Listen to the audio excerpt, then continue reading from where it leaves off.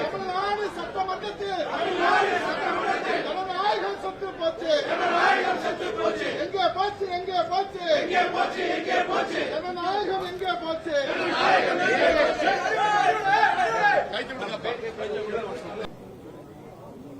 பேசலாமா? சரியா? அனைத்து ஊடக நண்பர்களுக்கும் பத்திரிகை நண்பர்களுக்கும் காலை வணக்கம். இன்றைய தினம் சட்டமன்றத்தில் சட்டமன்ற பேரவை விதி 72 கீழ் அமைச்சரவையின் மீது நம்பிக்கையின்மையை தெரிவிக்கும் தீர்மானம் அனைத்து இந்திய அண்ணா திராவிட முன்னேற்ற கழகத்தின் சார்பாக நாங்கள் கொண்டு வந்தோம். அது குறித்து அவையில் பேசுவதற்கு சட்டப்பேரவைத் தலைவர் அவர்கள் மறுத்துவிட்டார்கள். அதை கண்டித்து நாங்கள் வெளிநடப்பு செய்திருக்கின்றோம். இதில் குறிப்பிட்டது முதலமைச்சர் திரு ஸ்டாலின் அவர்கள் தலைமையில் இயங்கும் திராவிட முன்னேற்ற கழக அமைச்சரவை மீது கீழே கையெழுத்திட்டுள்ள அனைத்து இந்திய அண்ணா திராவிட முன்னேற்ற கழக சட்டமன்ற உறுப்பினர்கள் கீழ்காணும் காரணங்களுக்காக நம்பிக்கை இழந்துவிட்டது என்பதை தெரிவித்துக் கொள்கின்றோம். எனவே தமிழ்நாடு சட்டப்பேரவை விதி 72 கீழ் அமைச்சரவையின் மீது நம்பிக்கையின்மையை தெரிவிக்கும் தீர்மானத்தை இன்றே 16/4/2022 கொண்டுவர அனுமதி அளிக்குமாறு மாண்பு பேரவைத் தலைவர் அவரிடத்தில் அவருடைய அறையிலே நாங்கள் கடிதம் கொடுத்தோம். அதில் மாண்புமிகு நகராட்சி நிர்வாகத்துறை அமைச்சர் திரு கே நேரு, அவரது மகன் மற்றும் சகோதரர் ஆகியோருக்கு சொந்தமான சென்னை, கோவை, திருச்சி ஆகிய மாவட்டங்களில் உள்ள இடங்களில் மற்றும் இல்லங்களில், அலுவலகங்களில் ஆகியவற்றில் 7/4/2025 அன்று மத்திய அமலாக்கத்துறை சோதனை நடத்தியதுடன் சோதனைக்கு பின்பு மேல் விசாரணை நடத்தி 11/4/2025 அன்று விளக்கமான செய்தி குறிப்பொன்று வெளியிடப்பட்டுள்ளது. அடுத்தது, மாண்புமிகு வனம் மற்றும் காவல்துறை அமைச்சர் திரு கே பொன்முடி அமைச்சராக பதவியேற்கும் பொழுது அளித்த உறுதிமொழியை மீறி இந்து மதத்தை மற்றும் இந்து மதத்தை பற்றியும் பெண்களை பற்றியும் அவர் ஒரு நிகழ்ச்சியில் குறிப்பிட்டது அவதூறாக பேசியதால் அமைச்சர் பதவியேற்கும் பொழுது அவர் ஏற்ற உறுதிமொழியை மீறிய செயலாகும். அடுத்தது, மின்சாரம், மதுவிலக்கு மற்றும் ஆயத்துறை அமைச்சர் திரு வி செந்தில் பாலாஜி அவர்கள் துறையான டாஸ்மாக் நிறுவனம் மற்றும் கடைகள், தனியார் மதுபான ஆலைகள் மத்திய அமலாக்கத்துறை 6/3/2025 அன்று சோதனை நடத்தினார்கள். முதற்கட்டமாக சுமார் 1000 கோடி ரூபாய்க்கு மேல் முறைகேடுகள் நடந்துள்ளதாக அமலாக்கத்துறை செய்தி வெளியிடப்பட்டுள்ளன. எனவே மேற்காணும் காரணங்களுக்காக மாண்புமிகு திரு முதலமைச்சர் திரு மு க ஸ்டாலின் அவர்களின் தலைமையில் செயல்படும் அமைச்சரை மீது நம்பிக்கையின்மை தீர்மானம் கொண்டுவர நாங்கள் கடிதம் கொடுத்து இது குறித்து விவாதிக்க வேண்டும் என்று பேரவைத் தலைவர் அனுமதி கொடுத்தோம். அனுமதி மறுக்கப்பட்டது என்பதை நேரத்தில் தெரிவித்துக் கொள்கின்றேன். இது ஒரு முக்கியமான பிரச்சனை. நீங்க கடந்த காலத்தில் பாத்தீங்கன்னா, நீங்க இதற்கு முன்பு அவையில இப்படி அரசின் மீது நம்பிக்கை இல்லா தீர்மானம் வருகின்ற பொழுது 1952, 57 எடுத்திருக்கிறாங்க, 57, 62 எடுத்திருக்கிறாங்க, 1962, 1967 எடுத்திருக்கிறாங்க, 1967, 1970 எடுத்திருக்கிறாங்க, 1971, 1976 எடுத்திருக்கிறாங்க, 1977, 1980 எடுத்திருக்கிறாங்க, 1980, 1984 அவையில பேசுவதற்கு அனுமதி அளிச்சிருக்கிறாங்க, 1985, 1988 இடைப்பட்ட காலம் எடுத்திருக்கிறாங்க, 2001, 2006 வாக்கெடுப்பு நடத்தல எடுத்திருக்கிறாங்க. இப்படி கடந்த காலத்தில் இப்படி அரசின் மீது நம்பிக்கையின்மை தீர்மானம் கொண்டு வருகின்ற பொழுது அதை அப்பொழுது இருந்த சட்டப்பேரவை தலைவர்கள் அனுமதி கொடுத்து சட்டமன்றத்தில் விவாதிக்கப்பட்டுகின்றது. அதைத்தான் மேற்கோடு காட்டி நாங்கள் பேசினோம். எங்களுக்கு அனுமதி கொடுக்க மறுத்த காரணத்தினாலே நாங்கள் வெளியிடப்பு செய்திருக்கிறோம்.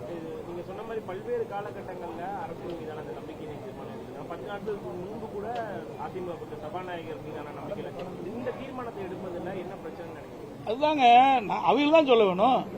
நாங்க செய்தித்தாளிலையும் ஊடகத்திலையும் அன்றாட செய்தி வந்து கொண்டிருக்கின்றது. மக்களிடத்தில் ஒரு பதற்றமான சூழ்நிலை நிலவிக் கொண்டிருக்கின்றது. இன்றைக்கு அமலாக்கத்துறை பல்வேறு துறைகளிலே சோதனை நடத்தி இந்த சோதனை அடிப்படையிலே செய்தி வெளியிடுகின்றன. இந்த துறையில் இவ்வளவு கோடிக்கு முறைகேடு நடந்திருக்கு. இந்த துறையில் இருக்கிற அமைச்சர் உறவினர்கள் அவருடைய இல்லத்தில் அலுவலகத்தில் கைப்பற்றப்பட்ட ஆவணங்கள் என்று வெளியிடப்படுகிறது. அது மட்டுமல்ல, ஒரு அமைச்சர் இந்து மதத்தை புண்படுத்துகின்ற விதமாகவும் பெண்களை இழிவுபடுத்துகின்ற விதமாகவும் பேசியிருக்கிறார். இதையெல்லாம் முக்கிய பிரச்சனையா இந்த ஆட்சிக்கு தெரியல. இதையெல்லாம் விவாதிக்க வேண்டும் என்றுதான் நாங்கள் அவையிலே இந்த விதி எண் 72 கீழ் கொண்டு வந்தோம். அது அனுமதி கொடுக்க மறுத்த காலத்தில் இருந்திருக்கு. இதெல்லாம் ஒரு முக்கிய பிரச்சனை. இன்னைக்கு உங்க ஊடகத்திலையும் பத்திரிகையிலும் அன்றாட செய்தி வந்து கொண்டு இருக்கின்றது. ஆக இந்த செய்தி என்ன என்று விளக்கமாக இந்த அரசு தான் விளக்க வேண்டும். அது அரசினுடைய கடமை. பிரதான எதிர்க்கட்சி என்ற முறையில் நாட்டில் எழுகின்ற பிரச்சனையை அரசுடைய கவனத்திற்கு கொண்டு வரும். இதுல இந்த அரசு என்னென்ன இப்படி அமலாக்கத்துறை மூலமாக எடுக்கப்பட்ட நடவடிக்கைகள் என்ன என்பதை விளக்க வேண்டியது அரசுடைய கடமை. அதை விட்டுட்டு நாங்கள் கொண்டு வந்த தீர்மானத்தை, நாங்கள் கொண்டு வந்த இந்த 3 கோரிக்கையும் நிராகரித்து பேசுவதற்கு அனுமதி கொடுக்காம எங்களை கொடுக்கல. அதனால நாங்கள் வேற வழி இல்லை, நாங்கள் வெளிநடப்பு செய்யணும். அது என்னைக்கு பரிசீலனை வரப்போகுது? என்ன ஒரு 10 நாள் தான் இருக்குது. பரிசீலனை கொண்டு போயிருவாங்க. ஏன் இதே அரசாங்கம் அதிமுக அரசாங்கம் இருக்கின்ற பொழுது, திராவிட முன்னேற்ற கழகம் எதிர்க்கட்சி வரிசையில் இருக்கின்ற பொழுது எத்தனை முறை 0 ஹவர்ல பிரச்சனை எழுப்பினாங்க. அதுக்கெல்லாம் நாங்கள் அனுமதி கொடுத்தோம். இது முக்கிய பிரச்சனைங்க. ஒரு அமைச்சருடைய வீடு, அமைச்சருடைய மகன் வீடு, அவருடைய அலுவலகங்கள், உறவினருடைய அலுவலகங்கள்ல இன்றைய தினம் அமலாக்கத்துறை இன்றைக்கு சோதனை நடத்தியிருக்குது. அந்த சோதனையில் பல ஆவணங்கள் கைப்பற்றப்பட்டதாக ஊடகத்திலும் பத்திரிகையிலும் செய்தி வெளியாகியுள்ளன. இதெல்லாம் ஏன் விசாரிக்க முடியாதுன்னா என்ன பண்றது? ஏன் பயப்படுறீங்க? இதை தெளிவுபடுத்த வேண்டியது அரசுடைய கடமை இல்லவா? பொன்முடி அவர்கள் ஒரு பொது மேடையில் ஒரு பெண்களை இழிவுபடுத்தி பேசலாமா? ஒரு மதத்தை குறிப்பிட்டு பேசலாமா? இதெல்லாம் தவறு அல்லவா? ஒரு உயர்ந்த பதவியில் இருக்கின்றவர்கள், அது படித்தவர், பேராசிரியர், பேருக்கு ஒன்றும் தெரியாதவர்கள் இல்ல, தெரிஞ்சுதான் பேசுற. வேண்டுமென்றே திட்டமிட்டு பெண்களை இழிவுபடுத்துவது, மதத்தை கொச்சைப்படுத்தி பேசுவது, இதெல்லாம் ஏற்றுக்கொள்ள முடியாது. அது எந்த மதமாக இருந்தாலும் சரி. தமிழகத்தை பொறுத்த வரைக்கும் அனைத்து மதம் சமமாக கருதக்கூடிய கட்சி அதிமுக கட்சி. எந்த ஒரு மதத்தை சார்ந்தவர்களுடைய மனமும் புண்படக்கூடாது என்பதுதான் எங்களுடைய நிலைப்பாடு. ஆனால் இன்றைய ஆட்சியாளர்கள், அந்த ஆட்சியில் இடம்பெற்றிருக்கின்ற அமைச்சர் பெருமக்கள் வேண்டுமென்றே திட்டமிட்டு இப்படி ஒரு தவறான செயலில் ஈடுபடுவது காரணமாகத்தான் இதையெல்லாம் அவையிலே விவாதிக்க வேண்டும் என்றுதான் நாங்கள் அவையிலே பிரச்சனை இருக்கணும். கடந்த வாரம் ஒரு மிக முக்கியமான ஒரு நிகழ்வு நடந்திருக்கு. திமுக கூட்டணிக்கு ஒரு வலுவான எதிர் கூட்டணியாக அதிமுக பாஜக கூட்டணி இருக்குமா? எப்படி இந்த கூட்டணி வந்து எவ்வாறு அமைந்திருக்கு? வலுவான கூட்டணியா, வலுவில்லாத கூட்டணியா, இதெல்லாம் தேர்தல்லாம் தெரியும். ஆக ஒரு கட்சி, அந்த கட்சி வருகின்ற தேர்தலில் வெற்றி பெற வேண்டும். நான் ஏற்கனவே சொன்னேன், சிதறுகின்ற வாக்குகள் எல்லாம் ஒன்றாக சேர்த்து எதிரிகளை வீழ்த்த வேண்டும். அப்படி இந்த ஆளுகின்ற திராவிட முன்னேற்ற கழக கட்சி வீழ்த்த வேண்டும், இந்த ஆட்சியிலிருந்து அகற்றப்பட வேண்டும் என்ற கருத்து உள்ள கட்சிகள் எல்லாம் ஒன்றாக இணைத்து நாங்கள் தேர்தலில் போட்டியிடுவதற்கு நாங்கள் முயற்சி செய்தோம். அந்த முயற்சி முதற்கட்டமாக பாரதிய ஜனதா கட்சி எங்களோடு இணைந்திருக்கிறோம். இன்னும் பல கட்சிகள் வரும். இன்னும் ஒரு ஆண்டுகள் இருக்கின்றன. அனைத்து இந்திய அண்ணா திராவிட முன்னேற்ற கழகம் பாரதிய ஜனதா கூட்டணி அமைத்திருக்கின்றன. எங்களுடைய கூட்டணியில் இன்னும் பல கட்சிகள் விரைவில் சேர இருக்கின்றன. இதெல்லாம் எப்படி வெளியில பேச முடியும்? சிலதான் பேச முடியும், சிலதெல்லாம் பேச முடியாது. அதிமுக பாஜக கூட்டணியை வந்து திமுக கூட்டணி விமர்சிக்கிறாங்க. சந்திரபாத கூட்டணி, அதாவது பாஜக கூட்டணி இல்லைன்னு சொன்னவங்க வந்து அதை வச்சிருக்காங்கன்னு ஒரு விமர்சனம் வைக்கிறாங்க. ஏங்க, எங்க கட்சி நாங்க யார் வேணாலும் கூட்டணி வைப்போம். இவங்களுக்கு ஏங்க எரிச்சல் போடுறாங்க? ஏங்க பயம்? இன்னைக்கு பயம் வந்துட்டுது. அதிமுக ஒரு பிரதான கட்சி. இன்னைக்கு தமிழகத்தில் 30 ஆண்டு காலம் ஆட்சி புரிந்த கட்சி, 50 பொன்விழா கண்ட கட்சி. எங்களுடைய கட்சி ஆட்சிக்கு வர வேண்டும். அந்த எண்ணத்தின் அடிப்படையிலே நாங்கள் கூட்டணி அமைத்துக் கொண்டிருக்கிறோம். நாங்க கூட்டணி அமைச்சா உங்களுக்கு என்ன கஷ்டமா இருக்குது? உங்களுக்கு என்ன எரிச்சல் படுறீங்க? நாங்க யாரோட வேணா கூட்டணி வைப்போம். அது எங்களுடைய இஷ்டம். நீ இவரோட கூட்டணி வச்சா வர மாட்டீங்க, அவரோட கூட்டணி வச்ச மாட்டீங்க. நீங்க சொல்ல அதுக்கு உங்களுக்கு தகுதி இல்லை, அருகதி இல்லை. இதெல்லாம் மக்கள் முடிவுன்றது, வாக்காளர் பெருமக்கள் முடிவு செய்யும். மாநில உரிமை தொடர்பா முதலமைச்சர் ஒரு தீர்மானம் கொண்டு வந்திருக்காரு. அதற்கு அதிமுக எந்தவித கருத்தும் தெரிவிக்கல. இது வருத்தம் அளிக்குதுன்னு முதலமைச்சர் சொல்லியிருக்காரு. கடந்த காலங்களில் திமுக கொண்டு வந்திருக்கக்கூடிய தீர்மானங்களுக்கு அதிமுக கருத்து வேறுபாடு இருந்தாலும் அதற்கு ஆதரவு தெரிவித்திருந்தாங்க. ஆனா இந்த விஷயத்துல எதுவும் எடுக்கல அப்படின்றாரு. அருமையான கேள்வி கேட்டீங்க. இதை கேள்வி கேட்பேன்னு நினைச்சுக்கிட்டு இருந்தேன். சிந்திச்சு பாருங்க. அத்தனை ஊடகங்களும் பத்திரிகைகளும் மனசாட்சி உள்ள மனிதர்கள் அத்தனை பேரும் எண்ணி பார்க்க வேண்டும். 16 ஆண்டு காலம் மத்தியிலே ஆட்சி அதிகாரத்தில் இருந்தது திமுக. இந்த 16 ஆண்டு காலம் ஆட்சி அதிகாரத்தில் இருக்கின்ற பொழுது அப்பொழுது திமுக இந்த மாநில சுயாட்சியை சட்டத்தை கொண்டு வந்து நிறைவேற்றப்பட்டிருந்தால் இந்த பிரச்சனை எழுந்திருக்காது. ஆட்சி அதிகாரத்தில் இருக்கும் போதெல்லாம் இதை கொண்டாடல. ஆட்சி அதிகாரத்தில் இல்லாத போது வேறொரு மீது பழி சுமத்துவதற்காக நேற்றைய தினம் இந்த 110 மாநில சுயாட்சி பற்றி இன்றைக்கு வெளியிட்டிருக்காங்க. நல்லா சிந்திச்சு பாருங்க. 2006 2011 மாநிலத்திலும் இவருடைய ஆட்சி, மத்தியிலையும் திமுக அங்கம் வைக்கின்ற காங்கிரஸ் கூட்டாட்சி. அந்த காலகட்டத்திலேயாவது கொண்டு வந்து மாநில சுயாட்சி நிறைவேற்றிக்கலாம்ல? ஏன் நிறைவேற்றல? அதுதான் எங்களுடைய கருத்து, எங்களுடைய ஆதங்கம் எல்லாம் அதுதான்.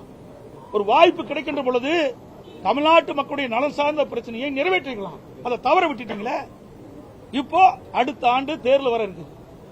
அந்த தேர்தல் வருவதற்கு இன்றைக்கே நாடகத்தை ஆரம்பிச்சிட்டாங்க.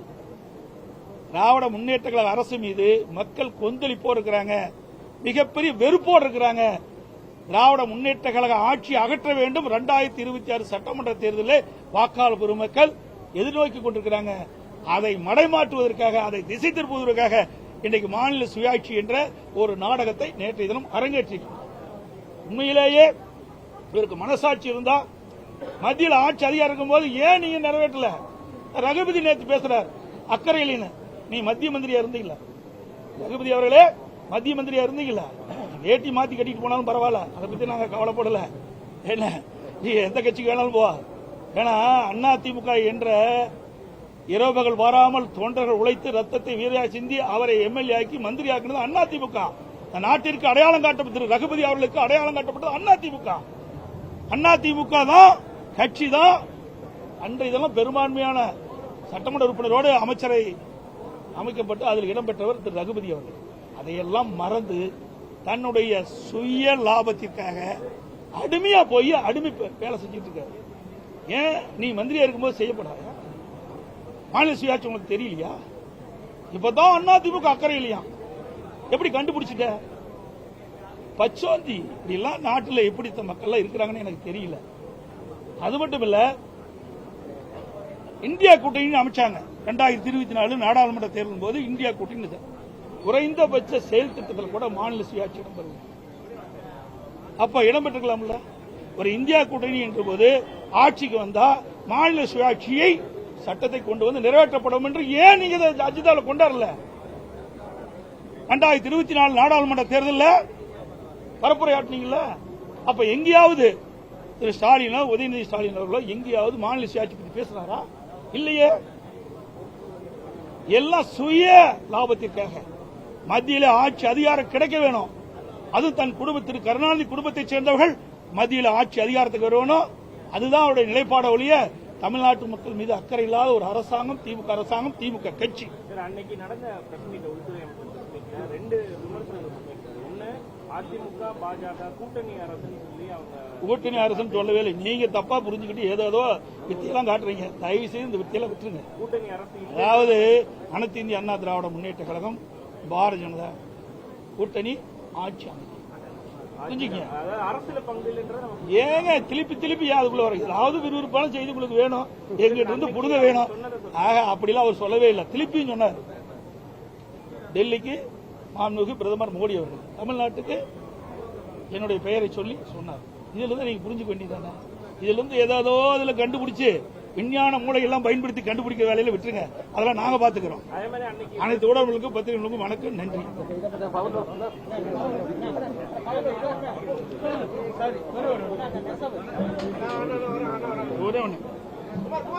இன்றைக்கு கோவை திருப்பூர் மாவட்டத்தில் கோவை மாவட்டம், திருப்பூர் மாவட்டத்தில் விசைத்தறி தொழில் நிறைந்த பகுதி. அதுவும் அந்த விசைத்தறி நிறைந்த பகுதியில் கடந்த 1 மாத காலமாக இந்த விசைத்தறி தொழில் செய்கின்றவர்கள் வேலை நிறுத்தத்தில் ஈடுபட்டிருக்கின்றார்கள்.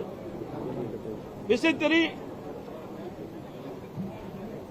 இருக்கின்ற நெய்கின்ற அந்த நெசவாளர்களுக்கு கூலி உயர்வு கேட்டு இன்றைக்கு அவர்கள் இந்த அரசுடைய கவனத்திற்கு கொண்டது 1 மாத காலமாகுது.